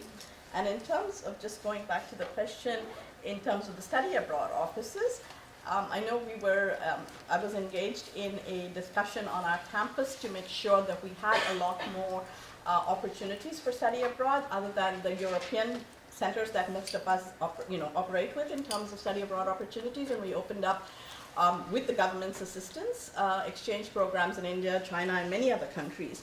But one of the things that we discovered was that the global imaginaries of study abroad advisors were the biggest challenge to overcome, because even though we had all of these opportunities set up, independent study abroad advisors often felt that they were unsafe spaces to send students, and so they never advertised those programs, and students never knew about them on our campus. So I think I really like very much your idea about the scholar practitioner and ensuring that our practitioners become scholars and bring those critical questions to them as they get trained. Because that is where we saw a lot of the blockade was in student study abroad advisors having their own ideas about what the global world was and whether students should be going or not to some spaces and places. So. Well, and I'll take a swing at the assessment question too. You know, this is one of the things that I was alluding to when I was talking about sort of the importance of people in international education understanding the trends about that's roiling higher education in general, right? So we are now in an accountability assessment loop that is really profoundly asking institutions and individuals to demonstrate the value of what they do. And I think the challenge is, and I'm not a researcher, but the challenge for researchers is it's really, really, really hard to prove the value of any of these things. And I think to some degree this gets to the anti-immigration question too. I think if you could convincingly demonstrate what I think we all know, which is that sensible immigration strategies in the United States context, where you're encouraging students to participate in our educational system and then have the opportunity to, in fact, give back to that educational, or not to the educational system, but the society. You know, if you could figure out the study to do that, we would then be able to convince those people, at least who are open to the evidence, as opposed to those people who were sort of just operating on emotion and hatred. So all power to the researchers out there who can do this kind of stuff. I think that we've come to a great end there, and I'm going to pass it on to Cynthia. Great. I will not make long remarks. I just want to thank our panelists for a really terrific, provocative discussion, Christian for wonderful moderation. And I would be remiss if I didn't point out, in addition to our undergraduate and graduate students and lots of guests from downtown and around the city, I know we have some prospective students in the room, and so I'd be remiss if I didn't point out that we have a representative here from the admissions office who's here to answer your questions about your applications. He'll be outside. How's that for a little cross-marketing? And we welcome your questions and discussions over reception, and thank the School of Education again for their generous support of our speakers' travel and of the food that we'll have just in a few minutes. So please stay, be merry, and come see us again in February 23rd, when we'll talk about race and education in the global context. Thanks very much.